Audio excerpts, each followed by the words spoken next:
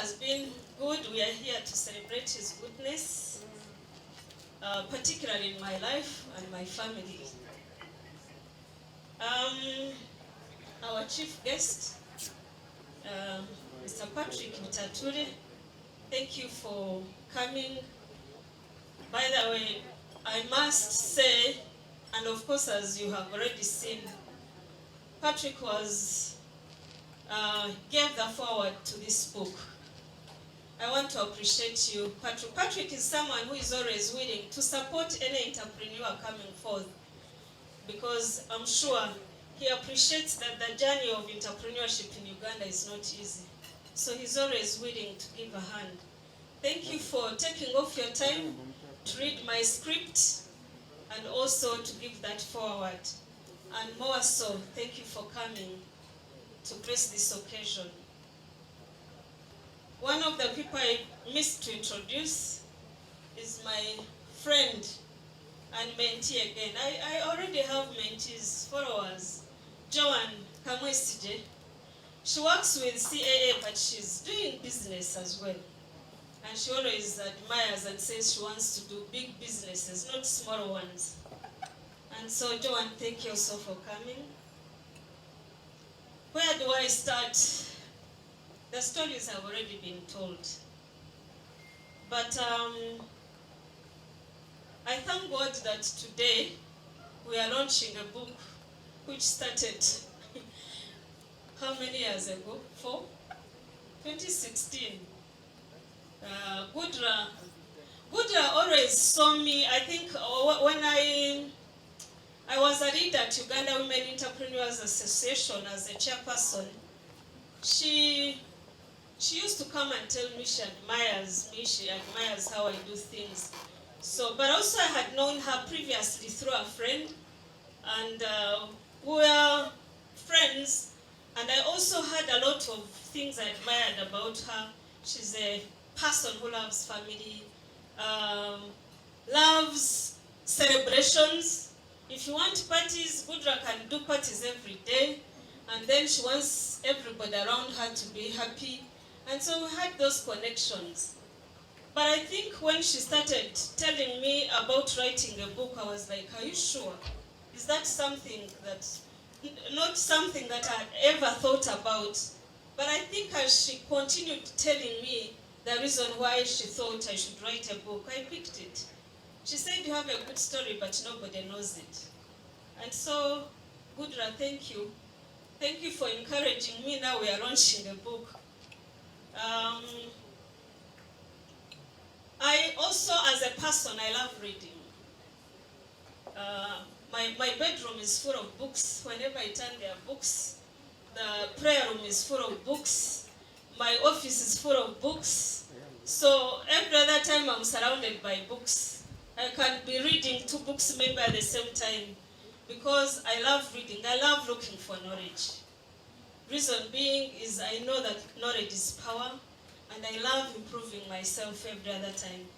And so I felt that as Gudra continued convincing me, it was indeed worthwhile to write a book.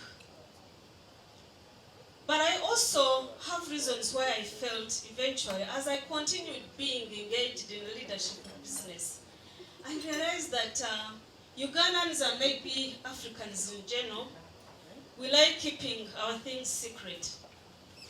And for that, you find that we are, those who have wanted to read, we are reading foreign stories. We don't have our own local content. And so I said, at least in business, I'm going to begin that journey of creating local content literature of experiences, our own homegrown experiences. Because we can learn from the experiences of others, but our environment and conditions are different. Challenges we go through are different. And so I thought it was worth an attempt to write a book, a story that would be able to be our own in terms of the indigenous. But I also felt was driven by 25 years experience is no mean experience. And I thought that generations coming, the youth, I've been thinking about this. We come from generations of peasants. Perhaps we are a generation out of peasants. And then you are bringing up children. In my opinion, or the observation I have is that the new generation should be generation creating big businesses, not small businesses that perhaps we are celebrating today. But where do they begin from? They should have mentors in their lives. And therefore, one of the things that I thought, or journeys I'm beginning, is to mentor the youth, so that then they can do bigger businesses. The environment is much better from where we are coming from. The stories that I'm writing about are stories of challenges, of regulations, challenges, of difficulty of relating with our government. But I believe that the generations we are bringing up should be generations that are going to make it better, because they have better foundation. And one of the foundations are literatures, are experiences, are mentorship programs that we should be able to design and be intentional and purposeful in as far as nurturing these generations that are going to become tycoons are concerned. I do not mind, and I feel good if I trained or mentored somebody that does a better business than I'm doing. That's part of my journey of ministry and calling. And so for me, those are some of the things that are driving me, or drove me to feel that things have to be written, good experiences have to be written to encourage and to support other people. Now, I also realized that we have a problem. Global entrepreneurship, there's a magazine called Global Entrepreneurship Magazine that normally monitors entrepreneurship performance in the world. Now in 2004, Uganda was found to be the most enterprising nation in the world, second enterprising nation in the world, by that magazine. Now, however, the same magazine says that 32% out of 100, 32 Ugandans are starting a business, but none of them lasts for 5 years. Why? The reason is because of lack of skills in entrepreneurship, in leadership, and in financial management. The report says so. Now, having been able to run a business for 25 years, growing, I have experience to share. I have reasons to write. I have reason to choose to offer myself to begin a mentorship journey. And I know 25 years is not the end. It is just the number that we are today. And in my opinion, I also believe that by writing and supporting others, you grow better. So it is another strategy of a better growth. But also I believe that growing alone in a society like ours in Uganda is not genuine. It's not responsibility. One of the values we hold in our leadership training, but also which is a value in Unifreight, is responsibility. And responsibility means that you manage business for the good of others, or catering for the interest of other people.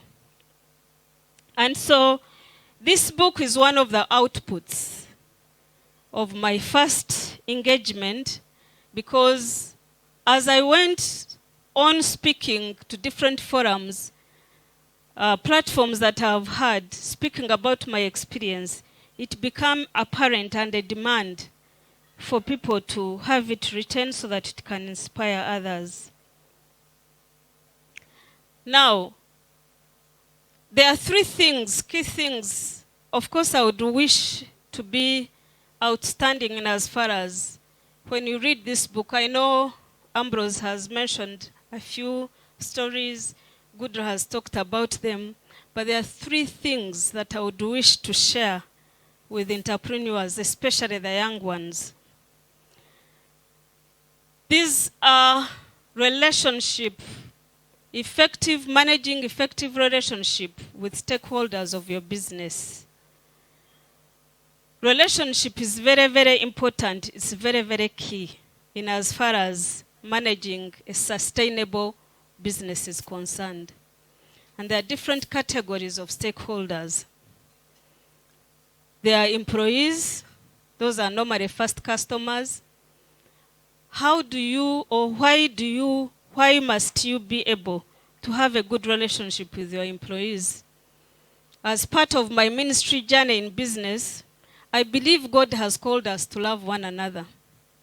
And whichever person through business that he has brought into your life, there is an opportunity or a risk. An opportunity to love and care for that person, or a risk not to do that. And so the option of a sustainable, good entrepreneur is to love and care for your employees. Part of loving and caring is also making a contribution in their development, skill-wise, mentoring them and coaching them, so that tomorrow when they leave you, they are better people. That is part of the ministry that, in my opinion, that we are called to do. That these people will leave. I have not had any staff leaving Unifreight and is not doing well where they have gone. The reasons they are doing well, and I'm proud of them, it's because I intentionally invest in them as part of my calling, and I do it with love and passion. Other stakeholders, you'll see in details of my book, those are things I'm talking about, but the other stakeholder are customers. Definitely we're in business to make profit. Without customers, you don't have money. But there's more to that. Caring for this, and of course professional also, that is part of customer service. But the relationship you invest with these people is very, very important for them to stick with you. But also, most times the mistakes we make is looking at these customers for only money. I have situations where I have done jobs for a client, and if this client is not happy, I don't ask for payment. Why? Because I know very well that relationship with that client is more important than him going complaining. One is when the client goes complaining, you'll never see him again. He will speak ill of you, so you will lose the money. So what do? I tell him, you know what? If it does, let's leave this money for now. Let's talk about other things. I apologize. Sometimes my staff are up in arms. They are almost slaughtering me for doing free. They call it free service. But actually, I know that these are customers that have come back with even bigger businesses or more opportunities. So relationship is very, very important. One might think that I'm preaching contrary to business principles, but it works because relationship comes first. One of the reasons, one of the highlights of growth of Unifreight is because of relationship I've had with customers. Two key ones that I'm also talking about in the book is from Mask. I had already talked about Bent Anderson and Mask. From Mask, I got another opportunity, again, because of relationship invested, but also integrity. I got another chance as Unifreight to represent Bajaj Motorcycles in 2009 as their own solo agent. I have never had an Indian trusting a Ugandan. It only happened with me. To be sending their motorcycles, you sell and send their money. Even when they sent me to go to Rwanda to represent them, people were asking me, what did you give the Indians? There's nothing I gave them. They trusted me because of investing in relationship, but also being integral and being trusted. These are very, very important principles. I would wish our children who are going to build big businesses to learn. that trust and relationship with people is very, very important. The other stakeholder is government, very important. When we started with Bent engaging Uganda Revenue Authority, when we formed our association in 2000 actually, that time engagement with government used to be, I normally tell people that time we would have to have tear gas if it was during this time, because we used to have wars, private sector engaging with government. Now when I started engaging, I said, look, no, we cannot fight at the same time negotiate. We have to build relationship. We have to understand what is government saying. What are we proposing in response to what they are saying? Can we understand them? And so government is a very important partner in business. And especially in our situation as Uganda, as a growing economy, we cannot grow without government as a partner. Learning how to negotiate, learning how to listen to government, also as an entrepreneur helps you, by the way, you are exposed to opportunities. Some customers have been referred to me by Uganda Revenue Authority because of that relationship. Because of them, first of all, understanding that the customer they will give to us will be well taken care of, will not be cheated. It's also very, very important. Another lesson I want, of course, the fourth stakeholder is community. Society, community. Community is very important. The reason, by the way, another thing to entrepreneurs upcoming and those who are already there, I feel that the responsibility of achieving the Vision 2040 for Uganda is not government. It is going to have to be entrepreneurs helping this nation to achieve Vision 2040, which talks about developing from peasantry to industrialized society. Who does that? It's entrepreneurs who are innovators, who start and grow businesses. It's not government. That's not the role of government. Government will make policies. But the responsibility of achievement of Vision 2040 for Uganda, young people behind there, is in your hands. And it is going to have to take, indeed, very genius entrepreneurs to do that. So, being responsible citizens will call for that entrepreneurial skill to come up. Another principle I want to encourage young entrepreneurs is networking and partnership. It's one secret that I have learned, that you cannot grow alone.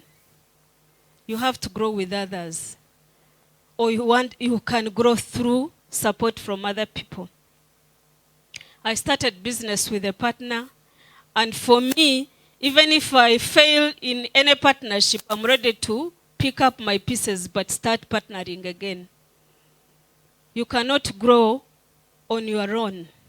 And I'm sure this is something that is very, very important. Networking. All of you that are here is because of networking. But, young people, you must carry a value that people are looking for. This networking and what people are seeing value in you in order to connect with you. You should be carrying value that people will need, so that you are also going to them because they have that value. Likewise, there is mutual benefit in that relationship. So we have to invest in ourselves. We have to discover what is it that people can get from me.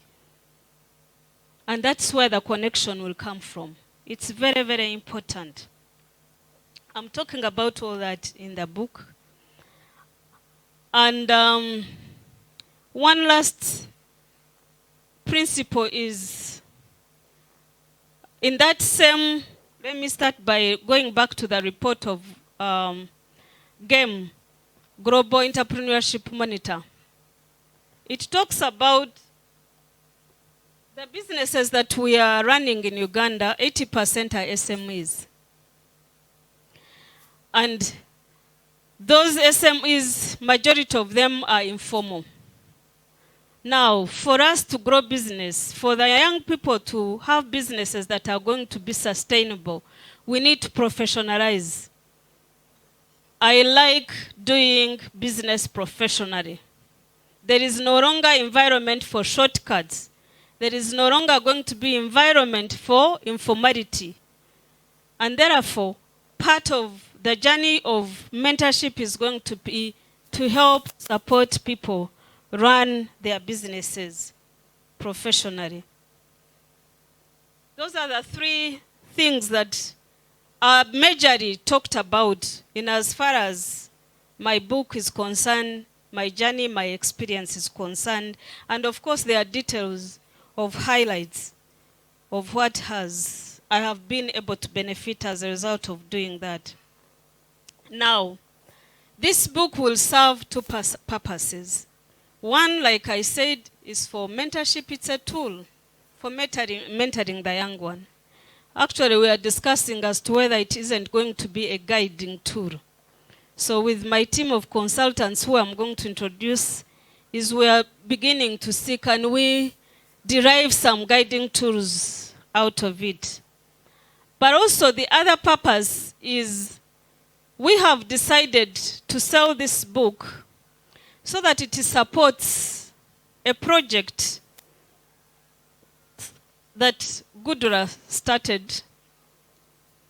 As a result, she came to be mentored. Instead, she got a lot and ran. These days, I tell her, you are now mentoring me. Because out of our conversation, her mind became more clearer. She ran and started a project called Gudura Incubation Center. And I will give a little bit of details so that you understand the cause. The Incubation Center is incubating youth in 20 villages in Uganda. Districts rather. 20 districts. Where her model of training is indeed incubation. It's not like going to class and being taught, then you go and try theories. She gets people to go and actually train on job. It's apprenticeship. So they train. After that, they are sent to their villages, to their districts to go back and do what they are doing. So we call them, the champions are called business management apprenticeship. So they come trained and they are sent back. Now, I happen to be the district agent in that project for Kasanda. Kasanda is part of the districts that have been split recently from Mubende. And so we trained about 17 young people.